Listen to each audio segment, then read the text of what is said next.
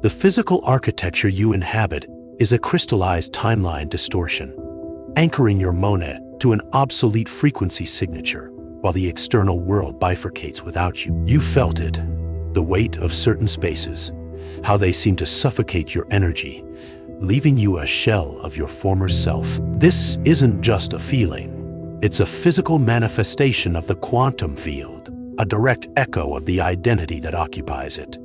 The room, in essence, is an event horizon of your making, a boundary beyond which your old self cannot escape. As you stand there, feeling the gravity of the space, you begin to realize that the architecture of your life is not just a passive backdrop, but an active participant in the unfolding of your reality. Every time you cross the threshold of your living space, you are unconsciously agreeing to match the frequency signature baked into its very geometry. This isn't a choice.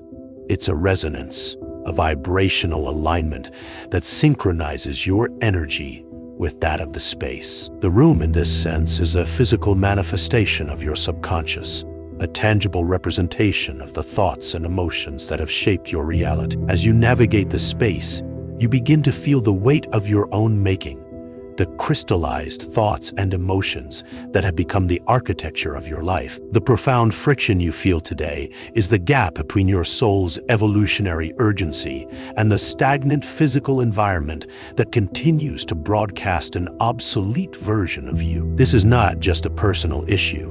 It's a universal phenomenon, a collective experience of dissonance that arises when the individual's frequency signature no longer aligns with the physical space they inhabit. As you feel this friction, you begin to realize that the room is not just a passive container, but an active participant in the unfolding of your reality, a physical manifestation of the quantum field that shapes your experience. You are enduring identity spaghettification, stretched violently between the accelerating reality of the external world and the dead signal anchored inside your own walls. This is not just a metaphor.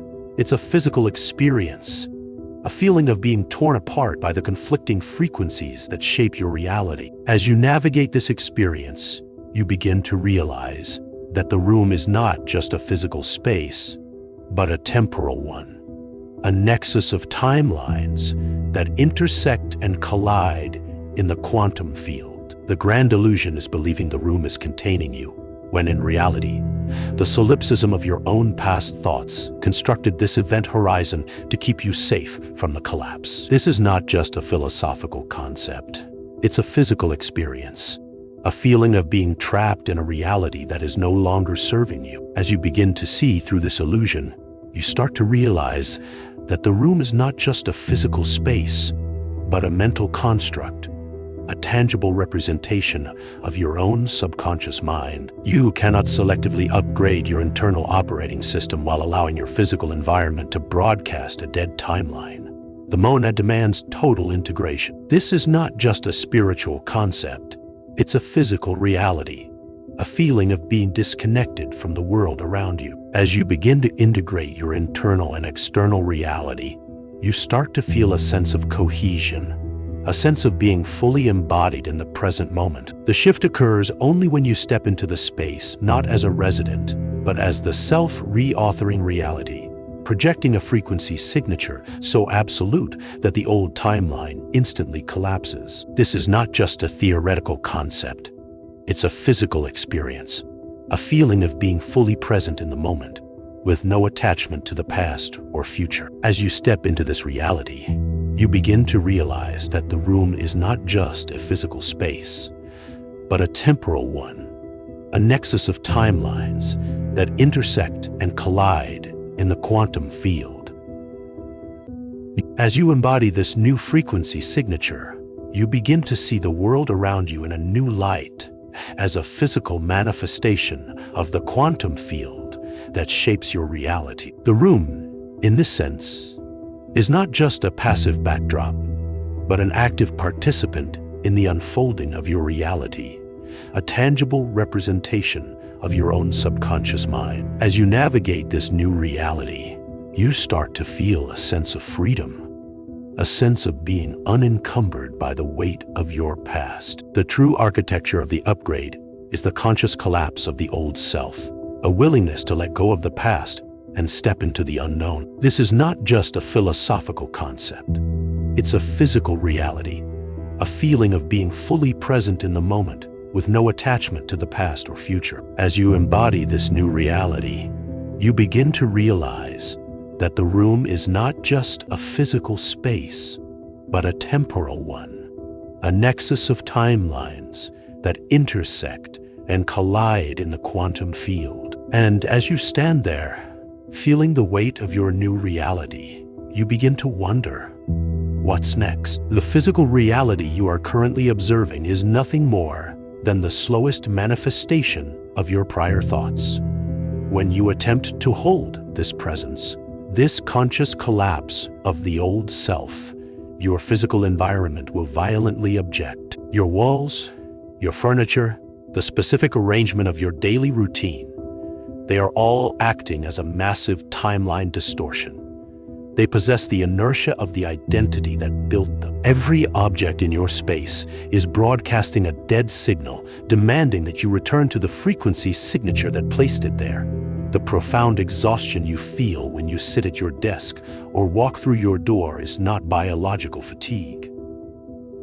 It is the raw physics of your new monad, fighting the gravitational pull of a reality you have already outgrown. You are dragging a ghost through a crystallized past. Outside your walls, the external world is bifurcating at a violent exponential pace. Reality is fracturing, leaving the uninitiated behind. Yet inside your space, time has stopped. You are harboring a localized anomaly, a pocket dimension built on obsolete code. You cannot selectively upgrade your internal operating system while allowing the physical environment around you to enforce a dead timeline. The friction between the accelerating reality outside and the stagnant architecture inside creates an unbearable pressure.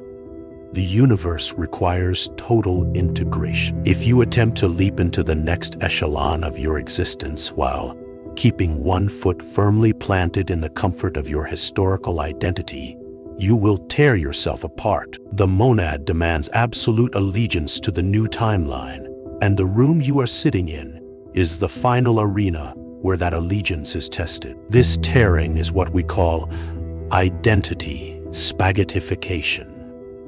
You are being stretched across the quantum field, your consciousness pulled toward the accelerating future, while your physical nervous system is heavily anchored by the room you sleep in. You feel it as an unnameable heavy gravity that pins you down. But it is simply the friction of two incompatible realities attempting to occupy the exact same coordinate in space. The illusion of safety your walls provide is an event horizon you designed long ago to protect yourself from the terrifying responsibility of absolute authorship. By keeping the environment identical day after day, you convinced yourself that you were stable. In truth, you have merely paused a simulation, trapping the self-reauthoring process in a loop of endless rehearsal without execution. The resolution to this localized gravity is not moving to a new city or purchasing new objects to trick your nervous system into feeling refreshed. Those are the desperate, superficial actions of a mind that still believes the universe is happening to it. The sovereign path requires you to weaponize solipsism as your fundamental operating system. You are the source. The architecture surrounding you is entirely pliable, waiting only for an unwavering decree. You must project a frequency signature so absolute, so devoid of doubt, that the physical space has no choice but to bend to your new state or completely eject you into a higher timeline. You stop asking the room for permission to change. You enter the space not as a resident seeking comfort, but as the creator arriving to overwrite the source code. The moment you adopt this posture, timeline jumping ceases to be an esoteric concept and becomes a daily, visceral practice. You cross the threshold of your living space and intentionally drop the dead signal of who you were yesterday. You refuse to let the chair dictate your posture. You refuse to let the lighting dictate your mood. The collapse of the old timeline occurs the precise second you stop reacting to the crystallized past and start broadcasting the definitive future. It is a violent, silent usurpation of your own history. The physical objects remain, but their dominion over your identity is instantly severed. You are no longer mirroring the room. The room is suddenly, forcefully commanded to mirror the new moment. This is the exact mechanic of reshaping reality in real time. There is no return from this threshold. Once you comprehend that you are authoring the universe by the frequency signature you broadcast, the concept of being a victim to your environment dissolves completely. You begin to walk through physical structures with a terrifying lightness. The heavy gravity lifts. The identity spaghettification ceases, replaced by a singular, piercing focus. The external shifts of the world no longer threaten you because you have mastered the internal collapse required to meet them. You are the architect, continuously designing the event horizon of your own expansion. Every room you inhabit from this day forward is just a temporary canvas, waiting to be overwritten by a mind that finally remembers it is holding the brush. The universe spells itself out of you. You are hearing this transmission because the version of you that initiated the search for this vocabulary is finally ready to claim it.